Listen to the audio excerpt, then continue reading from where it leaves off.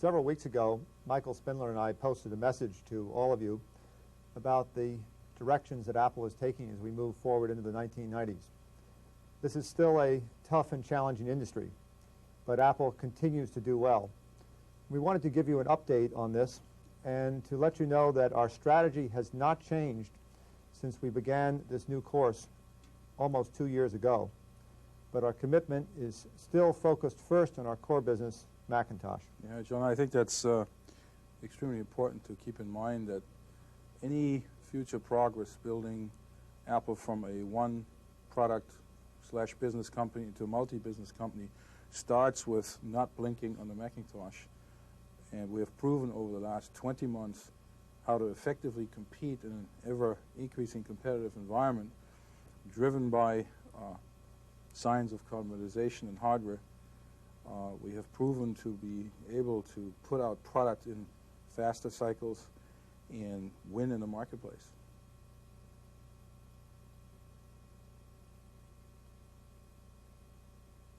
Well, that's true, Michael, and we have gained significant market share.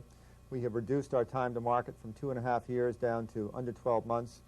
We are ramping to global volume much faster because we are a global business. We've been able to get much more productivity out of our R&D investment, and our field organizations are doing a terrific job of giving us strong momentum in the marketplace. So it is working. Macintosh is strong. It's our core business today. It will be in the future. And we couldn't even think about going into some of the new ventures that we're interested in unless we had strength in our core business. Yeah. I mean, talking about new ventures, this has certainly stirred interest and here and there controversy. People wonder where we get from one stage to the other, and I think we will have time to go through this a little bit more in detail as the program unrolls here. But let's drill back to the Macintosh. I think that it isn't over with the heated competition. I think that we are really seeing hardware progress in terms of the other category of technology. The Intel Microsoft domain, 486 machines in color will enter the marketplace soon at very low price points. And we are not immune from this roller coaster in the marketplace where we see new channels emerging.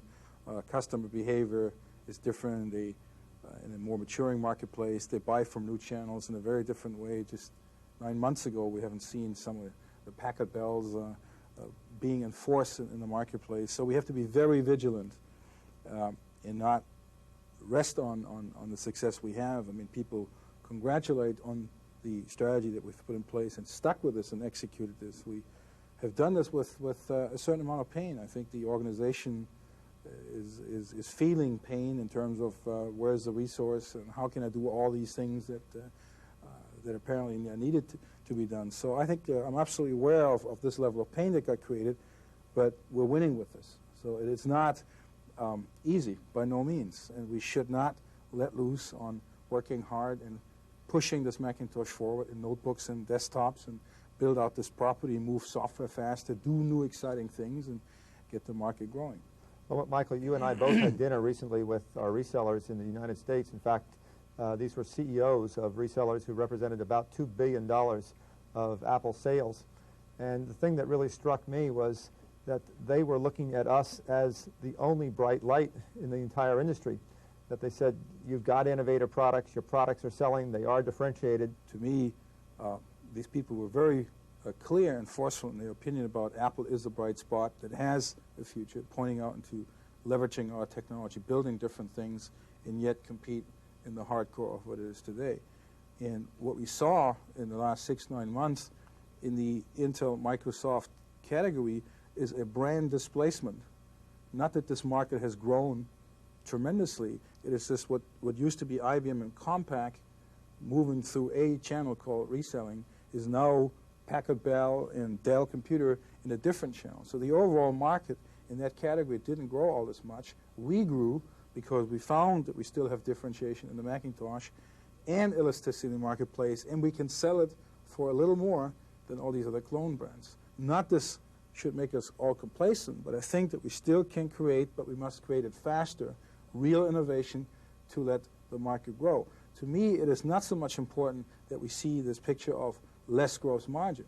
What we have to do is make this a growth business. then we have more sufficient resource to create other things, including pushing the Macintosh forward. Well, I think one of the things we've learned over the last 2 years is that we can still make good profits at lower gross margins. We had thought in the past that the only way to make high profits was to have high growth industry, high gross margins.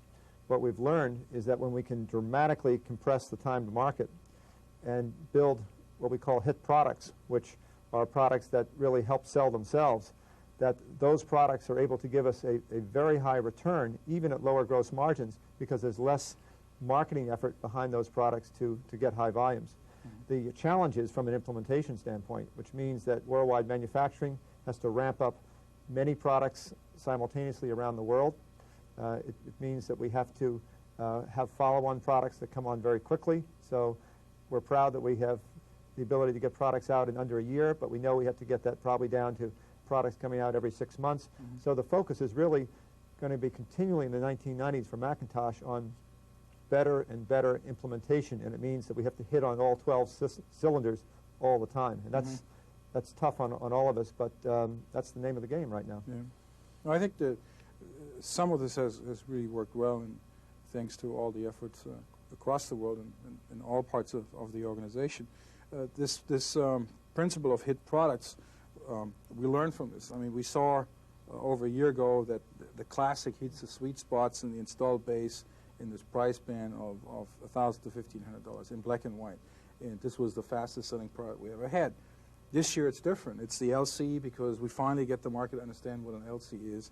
We all of a sudden see surprises that the CI is in high demand. The Quad is doing, I would say, reasonably well, because again, people have to, in this sector of the market, being adjusted to what the complexity and functionality is of 700 and 900 quads, but it's doing well. And last but not least, the PowerBooks. We've been late to this market called notebooks, and this is the winner, right? Yeah. Well, in fact, in the U.S. in the first quarter, Apple went from not even being in the industry of notebooks to #1 in the entire industry in the United States for PowerBooks, with 25% market share, which is pretty impressive. Yeah. But the thing which I think is going to be really challenging for all of us is watching the forecasting of all of these different products. Now that we have such a wide range of Macintoshes, it's very hard to know which one of these is going to really be a big seller. And the tuning of the pricing becomes key. You remember when we brought out the Mac Classic, it just took off. We came out with the Classic 2. The product was a little bit high priced for the market, and we didn't get the kind of sales that we expected. On the other hand, we were out of stock on PowerBooks and out of stock on CIs and SIs. So balancing this all out is really a tremendous implementation task for us around the world. I mean, the art of forecasting is never going to be less than a challenge. I think that we can learn from some of these things that we say. If you make a product revision, you're putting more functionality or power into a design center, that we got to keep this at the same price in the original model. So the Classic 1 to Classic 2, we shouldn't have increased the price just because it is an 030-based product. So we have to learn from these little effects to not get this up again rather than down. So driving the price points is okay if it creates more marketplace and it's clearly differentiatable. And the product line gets broader but more understood. We segment these product lines so we can address new channels and have the addressable market being much wider than just marketing to our installed base. This is not good enough in the Macintosh business. Yeah, I think what's impressive with the Macintosh performance right now is that this is really global performance. I just came back from Japan recently, was at Macworld. A year ago, we had 61,000 attendants at Macworld, Tokyo. This year, 150,000. A year ago, there were... It beats San Francisco. Absolutely. It's the largest Macworld we've ever had in the world by double. And this year, we went from 50 Mac user clubs in Japan to 300 Mac user clubs. The momentum that Apple is enjoying in Japan is really unprecedented because the Japanese computer industry is in a real tailspin at the moment, and they're down almost 30%. We're up over 40%, and the Japanese computer executives are just scratching their heads saying, you know, how does Apple do this? Well, it's great products, it's great people, it's great implementation, it's all things coming together. And fortunately, we're seeing this in Latin America, Southeast Asia, in Europe, United States, Canada, you know, right across the world. So this is positive. On the other hand, we can't paint the picture too bright because the industry is tough. It's not growing as fast, the prices are coming down, and it only gets harder, unfortunately, as we move out into the 1990s. It's not over with. I mean, two comments to what you said.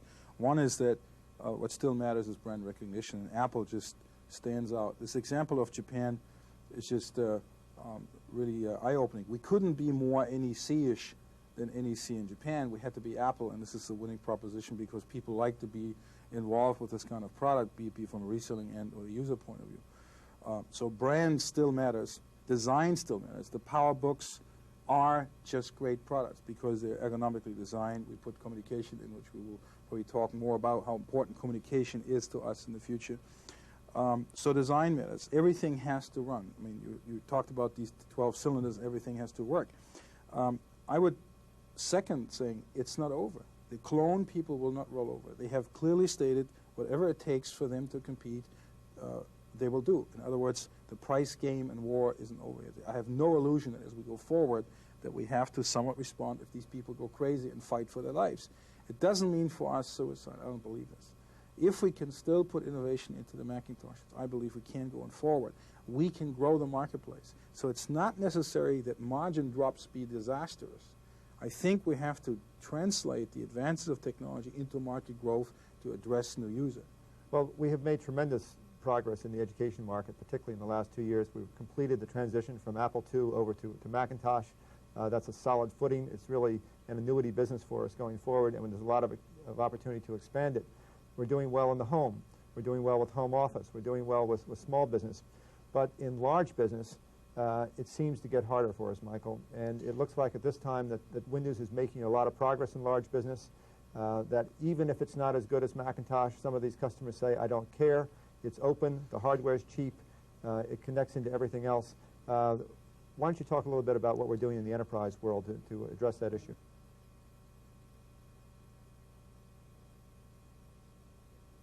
I think that it's a critical factor for Apple's future growth and success. It's been hard to win in large corporations, any place in the world, in mission-critical applications where really corporations put the trust into Apple and say, we're going to run parts of our company on network Macintoshes. What we've been successful with was putting Macintosh into the creative aspect of these companies in their sales and marketing and publishing departments, because this was all about graphical applications and it stands synonymous with publishing. Those were the inroads we made into large corporations. And three things happened in the last couple of years. One is still a mentality of mapping PCs into mainframes, i.e. terminal to mainframe connection.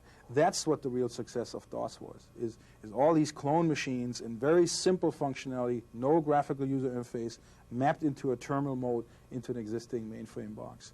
The second thing that occurred was technical computing in the engineering departments around Unix. That's the success story of Sun and the likes, HP Apollo. And the third was a PC to PC type environment where the non-computer users, so to speak, the power users, created that structure. So there are three different environments that happen in large enterprises, overlooked by the IS director, if you want. And this is going to change over time into a much, much more distributed environment, client-server architecture, the real architecture. Nobody has this, which is our chance, because we're not going to map it into an old structure. We're trying to build a client-server architecture where we really can shine and build some specific solution sets, moving the Macintosh upwards, if you want. We never had a declared server strategy. We now will have one. And that, if you reference again to this reseller meeting, they said finally the pieces are falling together. And that's also, I guess, in this whole space where the IBM relationship will play most, and that's what it's designed for. Yeah, the thing I heard from the resellers was they said, you know, get this story out with what you're doing, because your short-term strategy, your long-term strategy makes sense. We now understand, you know, even clearer why you're doing this with IBM in the enterprise market. The story has to be told. And you've been working very closely with IBM, I know, in the implementation of several parts of the IBM Alliance. Maybe you can just bring people up to date on how that's doing. Yeah, well, the first three sort of more immediate and critical pieces was, number one, create a very powerful and sustainable RISC architecture. And we will productize this in the Macintosh as we move most of the Macintoshes onto RISC platforms. Yeah, I think the key thing that people may not be aware of is that Apple is the only personal computer company that said we're going to move our entire product line over to RISC And the reason we selected IBM, because there were many other RISC processors we could have selected, everyone else was going for superscalar, 64-bit, the most performance they could get at any cost. We were interested in taking their know-how with physical sciences and drive this thing down so we could be able to put it on an LC or a classic. You can even see this in today's announcement of Digital with this Alpha chip. It's a 64-bit superscalar single chip used in high-end workstation. That's fine, but it's not what we want. It's got nothing to do with our market. What we want is to take the promise of RISC technology and siphon this on into very, very low-cost, exciting products where software, again, makes a difference. For us, RISC in Macintosh is not to run applications faster, is that we need an underlying, more performing platform to do all these wonderful things that we've worked through ATG into the software group, i.e. speech, 3D, new architecture, graphics, all these new, what we call natural classes of human interfaces that Apple stands for to build out, to create new applications and new marketplaces. And that's the fundamental promise that we have to deliver to, is build a marketplace rather than stagnant, and that it's only a price game, and this is not very fun. Yeah, I think what Microsoft has proven is that if you don't bring innovation to the industry, the applications don't add new functionality, and the industry slows down. Right. And so the only way we can drive the industry growth again is to keep stretching the hardware platform so that we can show off the software. Right. And that's why the RISC is so important to us. So that's one thing, and we make really good progress in the CDC, which is the Customer Design Center in Austin. The three main projects defined, which are the publicly discussed chips. Now, I think in the Custom Design Center, we're up to almost 100 employees. Is that right? More than that, and there are 3 chips designs running in parallel right now that are described for a low-end product, a mainstream personal computer product, and some more high-end. So this will give us the broadest range of choice of RISC processors of any platform. As far as we can see, yes. So that's one thing that's well underway. It's staff, people are on schedules. We're having weekly working meetings between Apple people who are on site in the CDC. We have a person being inside the CDC, plus 8 others, contributing to the design work. That's well under the way. The second thing that is very important for us, which gives us immediate entry into large business, is the interoperability initiative. We announced that last year, and we've shipped already 2 products, which were actually ahead of schedule. One was the token ring connection from AppleTalk, which we did ourselves by licensing IBM's token ring chips, and one is their router product, which they put in the marketplace. So those are 2 visible pieces of that this works, and it was important to them too. And there will be about 5 to 6 products that enter the market this year that are done either at Apple or at IBM. The third thing is building open systems by creating this client-server platform. And for us, a server isn't just sort of a general-purpose server. What we want to do is building a balanced architecture between Macintosh clients and higher-ended server machines could go after a specific environment in data distribution or in image processing or in media type distribution, and link these 2 systems and do something to usability and usefulness. And one of the things I might say is the first System 6000 we got into here, just because we need them for compiler work, we looked at that and saying we wouldn't do an implementation like that. So when people ask the question, by the time you have open systems and IBM will build them and Bill will build them and other people who will go out into the PowerPC platform, how do you differentiate? Just the fact that I could see some of these IBM products or other products, we will never make an implementation like that. So there's still much, much room for us to innovate, even if we open up through Unix-based systems the world of servers by transiting the applications environment of a Mac into. And so the price to open is a higher resource system than the native Macs that are absolutely crisply built to get the maximum out of the performance of RISC for personal computing systems. Now, you've covered 3 of the 5 initiatives with IBM: PowerPC, interoperability, PowerOpen. There are 2 others, joint venture companies. The first one is Taligent, which is the object-based systems company, which now is up and running. We have a management team in place. The incorporation has been completed, the public announcements made, and they are now officially a joint venture corporation owned equally by IBM and Apple. So that's off to a good start. A lot of people really aren't clear, though, what is the product that Taligent is building. And I think the best way to describe it is that they are trying to address a very different problem than today's personal computers are capable of doing. And the problem they're trying to address is one that has to do with enterprise markets, where large MIS shops spend 85 to 90% of their annual budget on maintenance of existing applications and systems. What Taligent's technology promises is the ability to compress that time down by a factor of 10, to reduce the cost by probably a factor of 10, to increase the reliability and allow you to have customized solutions in the 1990s as we had shrink-wrapped applications in the 1980s, and to do all of that with the same elegance of a user interface as we were able to apply to the Macintosh. And all of that will be very complementary to what we do with Macintosh.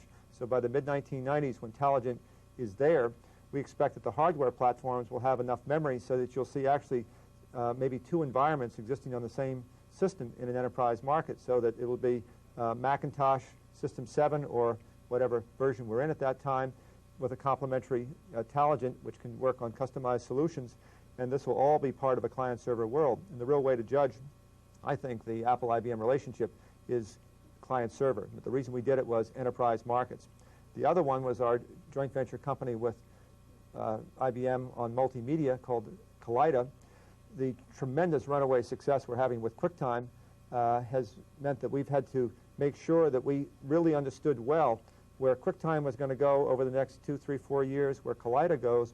And I think we've worked out those details with IBM so that those two things are going to be very complementary. What we're going to do is take QuickTime as a layer of technology, not only the Macintosh, but move parts of that technology across to other platforms to head off Microsoft from trying to set the standard too low, and therefore close out the opportunity for QuickTime to really become a pervasive technology, much the way PostScript has become a pervasive technology. On the other hand, Kaleida adds in a scripting language, a consumer operating system.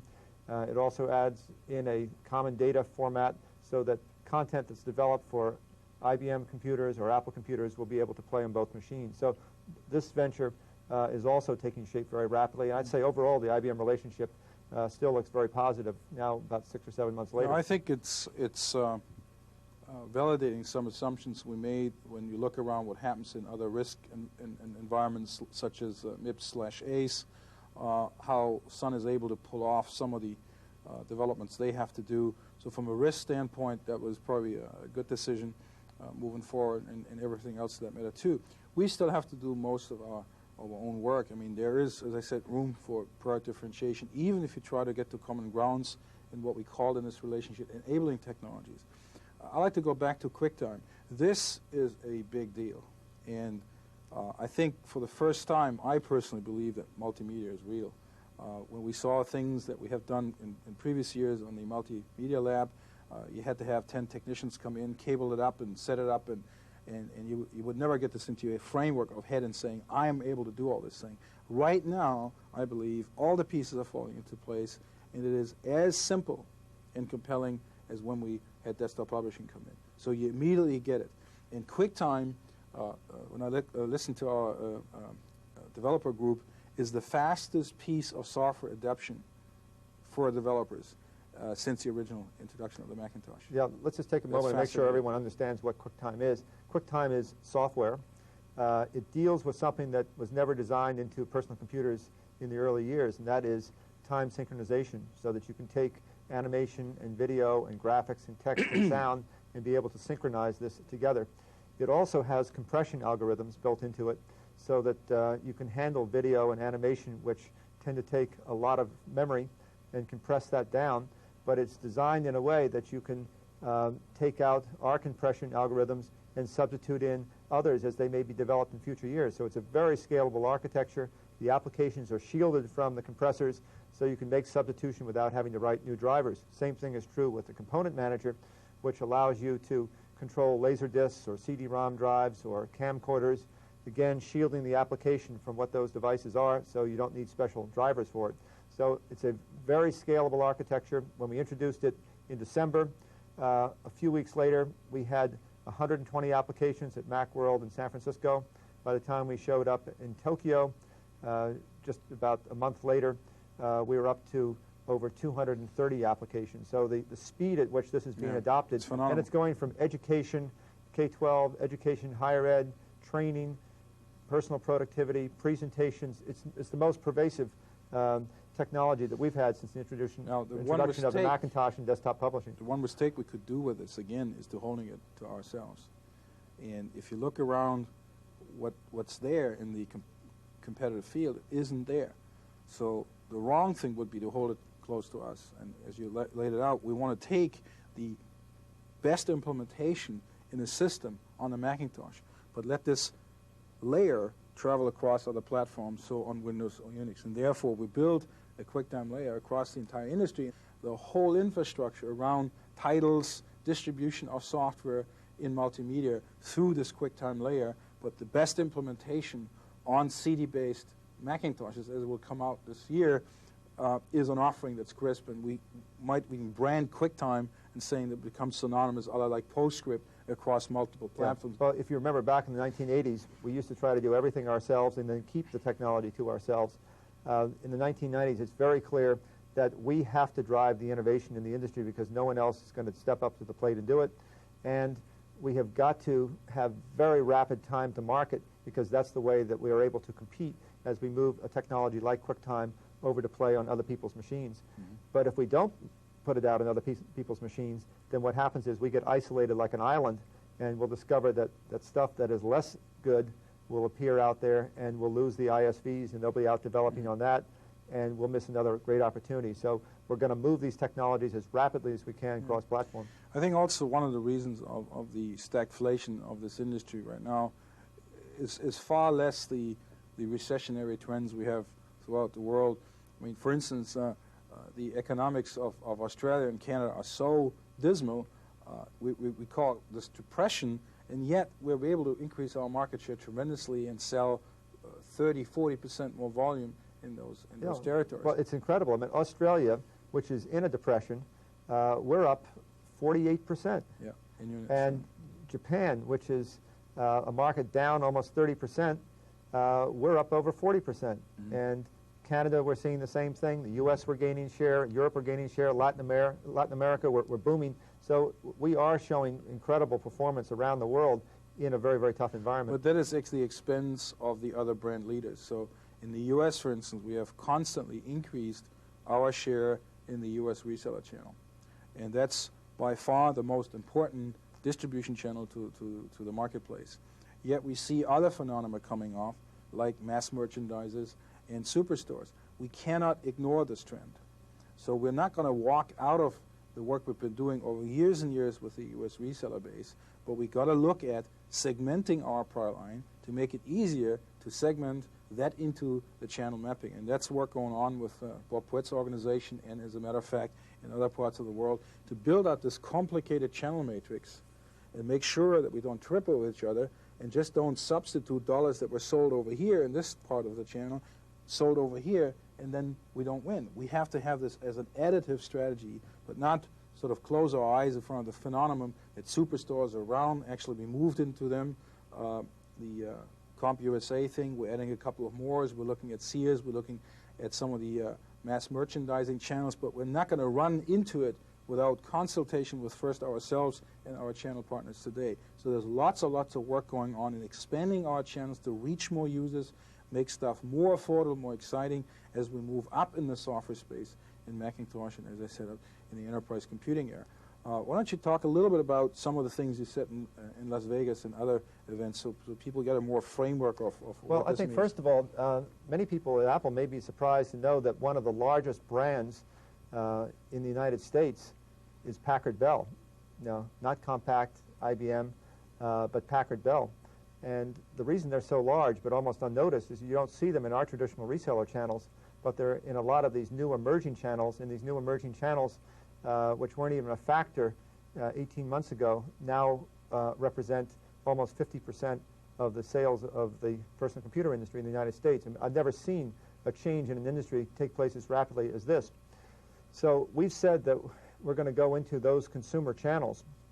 We're going to bring Macintosh down into those markets because we've got a great brand name and we already have a good franchise in the home market. We see a huge opportunity in home offices, but they want low-cost products in those low-cost channels. So we're going to bring out a low-cost implementation of the Macintosh later this year, 1992, with built-in CD-ROM drive, and will take advantage of our latest technology, such as QuickTime. And as we move out into 1993, most of our desktop machines will be CD-ROM capable, and they will be fully able to take advantage of the QuickTime technology. So we think we can get the kind of differentiation on the desktop that we did this past Christmas selling season with the PowerBooks, with the product you carry around. So that was the first part of our announcement. Yeah, I think the display with CD-ROM is important. A couple of years ago, we felt that every personal computer ought to have a hard drive, and this was a big deal at the time, and now we don't even think about it. And I think the same thing is with CD-ROMs, that today we believe that, you know, is it really right? I think in a couple of years from now, every computer has a CD-ROM built in, because it is a very, very effective mechanism to distribute software and to distribute information rather than having diskettes and lots of books. So I think that in itself is a huge market opportunity before we even get to the multimedia titles, and that will be over time even on networks. So why don't you explain this a little bit? I think what's what really got us to make the decision to become proactive with CD-ROM drives was the quick success of our QuickTime technology, because developers looked at this and they said, now we can build applications that have value, you know, but we need a platform out there so we can get a return on the investment. And until Apple said that we were going to build this into our base level machines, there wasn't going to be enough installed base out there for the content developers to be able to make a return on it. Well, we've made that announcement. We're going aggressively after it. In the past, there are only 1 million installed base in the world of CD-ROM drives, 360,000 sold in 1991. About 4.5% of Macintoshes have CD-ROM drives, so that's very, very small. On the other hand, when we say we're going to put these into most of our desktop machines, and probably eventually all of our desktop machines, along with the QuickTime technology, that's a very powerful story to the content developers. And what we're seeing is a terrific response to the content developers. And what we're trying to do is to make sure that we take the high ground on QuickTime before Microsoft has their multimedia CD-ROM conference, because what they will do is to set the standard much lower and drag away those developers who would otherwise be in our platform unless we become proactive. And that's why we have really said we're going on the offense.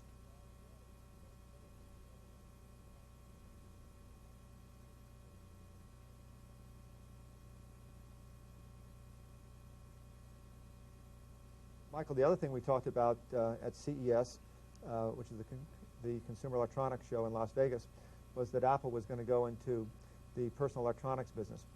And by that, we were very clear to say we had no interest to go into today's consumer electronics industry. In fact, if you read the papers recently, you see that the Japanese consumer electronics leaders are actually showing tremendous plunge in profits, down 50%, down 80%, as the case may be. The problem is there are no hit products in traditional consumer electronics today. But the industry is about to make a transition from analog technology to digital technology. With digital technology, you need software. You also need a great user interface know-how. And the skill that Apple brings to all of this is that we understand user-centered devices. We know how to make them appealing in design. We've had some terrifically exciting technology.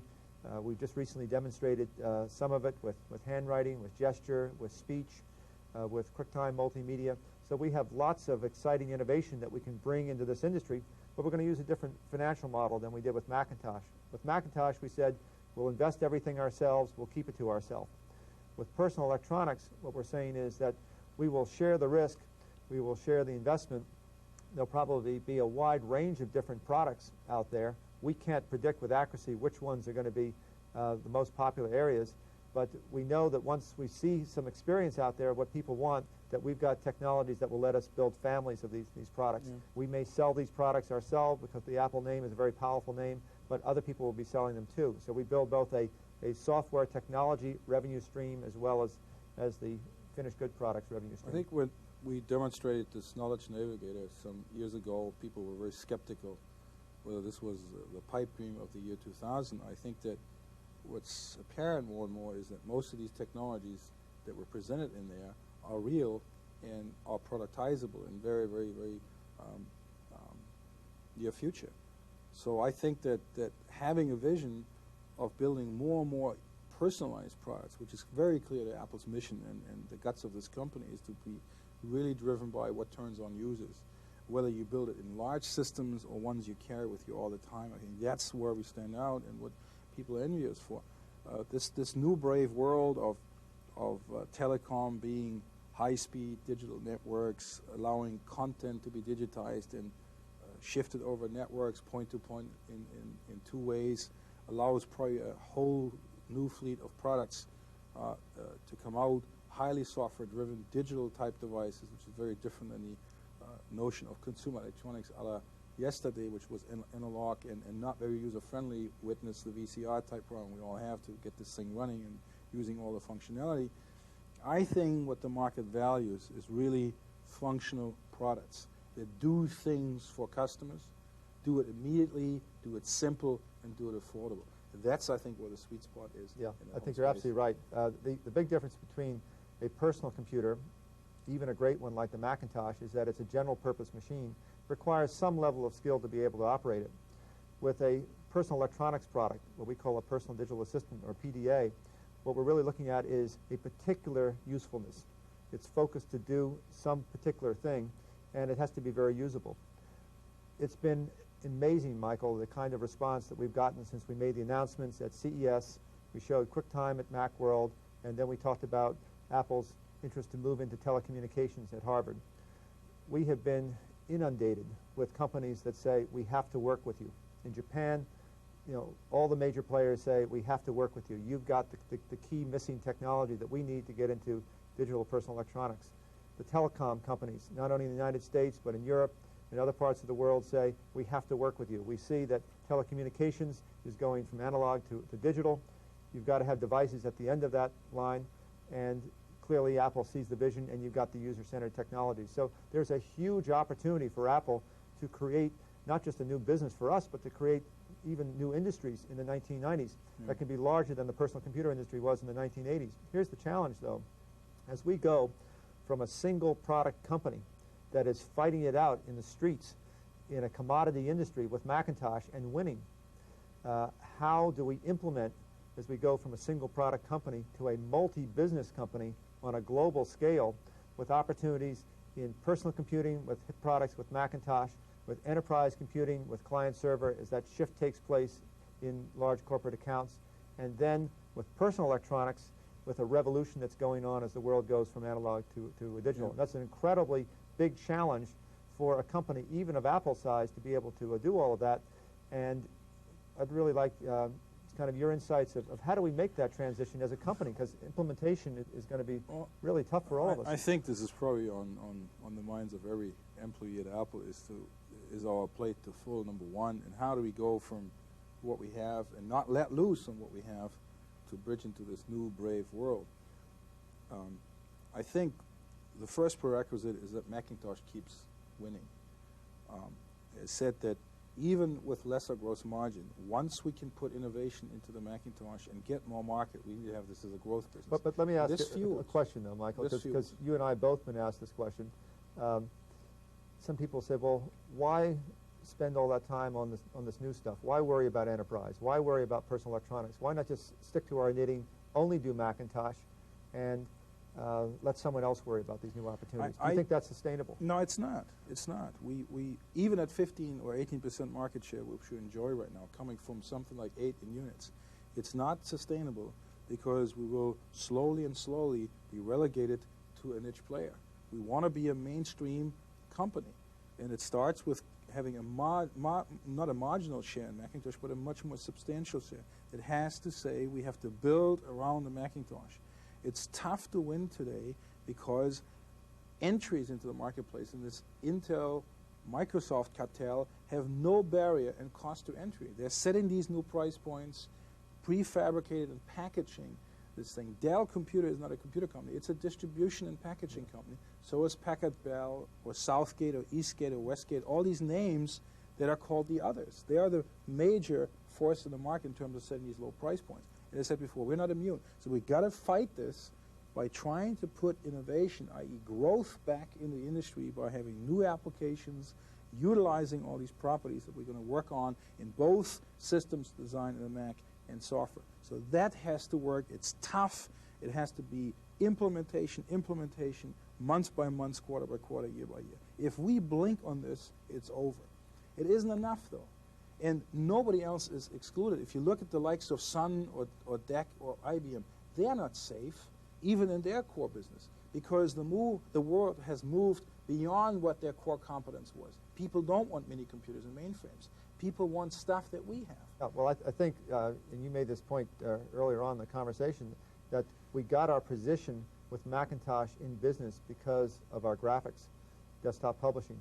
But most of what was done in business was computation and transactions. Now that Windows is there, maybe we are still better and will continue to be for several more years, but some customers are coming back and saying, I don't care if your technology is better. What I want is something that I can buy from anybody, which will deal with not only graphics for creative use in audiovisual departments or graphic arts departments, but also will deal with transactions and computation. And in the client-server world, if we can't play in that, we will find not only our inability to grow further blocked, but we'll start to see that we'll see our share eroding further and further, and we'll actually become an isolated company once again. Yeah. So I think you're absolutely right. We have no choice but to go forward with enterprise.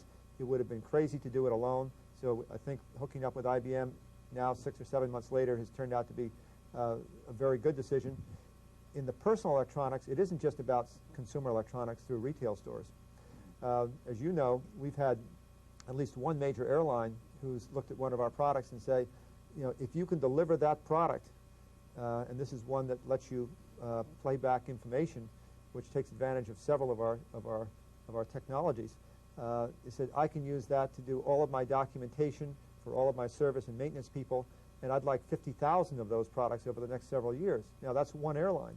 And as you start to expand that into training, into salespeople, there are going to be major business customers who are going to want these kinds of products. And that's why we've chosen to call them personal electronics, not consumer electronics, because they really cut right across commercial markets, education markets, not just consumer electronic markets. But I think that we are probably still more technology rich than we are field effective, say. Take an example on briefing centers. When we have 2 visits a day from major corporations around the world coming through, and they see what we can do in providing tools to create business application, mission-critical applications, you like to cry when they say, we had no idea how good you are, including networking, pervasive networking, because that's built into System 7. We do this better than everybody else. Yet, how do we get this story out? If we can bring customers through, tell them a story, just as we're telling our Apple employees a story on this video, this is a powerful motivator to get them to understand that Apple is different. We are differentiated with innovation. We can implement. We're a multi-business company. We've got a future through the rest of the 90s. Those are powerful messages, and you can do that best when you can bring them on your own turf to a corporate briefing center. So I think we're going to have to look at how we train our people for different tasks as the channels change and as the customer requirements change. And so we really need to get our people thinking about, how do I learn new tasks? That this is a lifelong learning experience, as we talk a lot with our education customers, but it affects us right here at home as well. And this is a global issue. Well, let's see if we can sum up some of these points, Michael. We started off by talking about the first building block for Apple in the 1990s, which is market share. We're making tremendous progress out there, but the industry is growing slower. We see the gross margins continuing to ease down. There's a lot of price pressure out there. We believe that if we get hit products and we can keep that sustainable, and I think the pipeline is filled with some very good candidates going out in the future, that we can continue to be able to gain market share. But in a slow growth industry, if we only grow at 5 to 10% revenue a year, that's not a very attractive business. We've got to get our business growing in the 10 to 15% range anyway with our base Macintosh business. And we can do that with much better implementation, training our people to be able to deal with the changes that have gone on in the industry, and just focusing on a global level on getting products out quickly so we get a fast return on these products, because the life in which a product is successful is getting shorter and shorter, whether it's a PowerBook or a desktop machine. In the enterprise area, we are now moving closer to getting real solutions out there, first with interoperability, second with PowerPC now, about less than 18 months away. PowerOpen is moving along well. Taligent is up and running. That's really a mid-1990s impact. And Kaleida is also taking shape. So all the efforts with IBM are going well. They play a key role in our future, but it's not the only role. And therefore, in addition to what we do with first building block of Macintosh market share, second building block of alliance with IBM on enterprise, we have a third building block, and that's about our futures with personal electronics. There we have a unique opportunity. No one else is better poised to convert their technologies into products and their products into businesses as Apple is.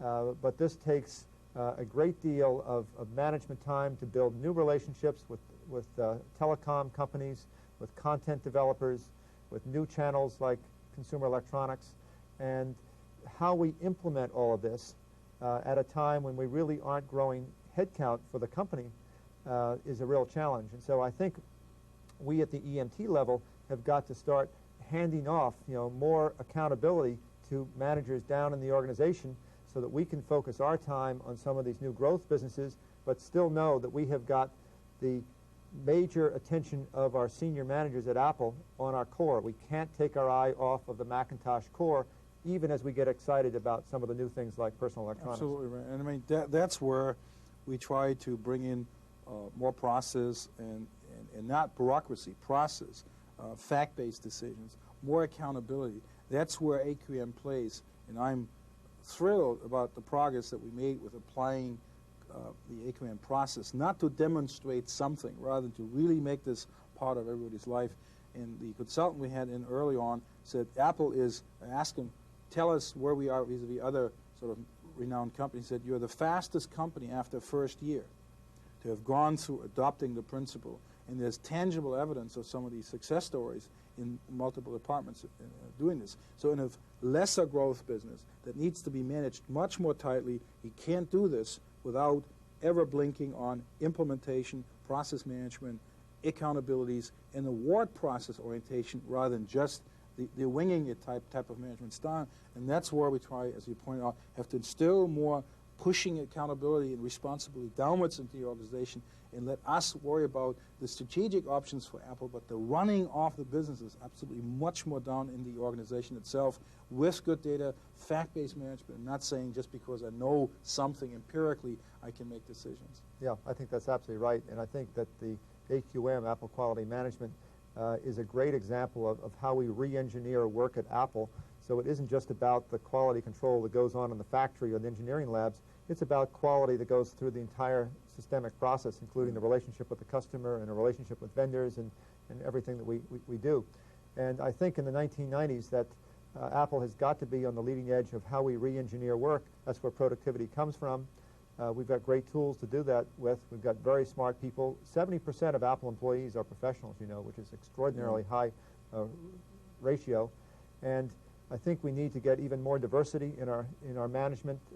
We're very anxious, as you know, to get more women into management positions. We want more minorities. We want people of color moving into more senior positions.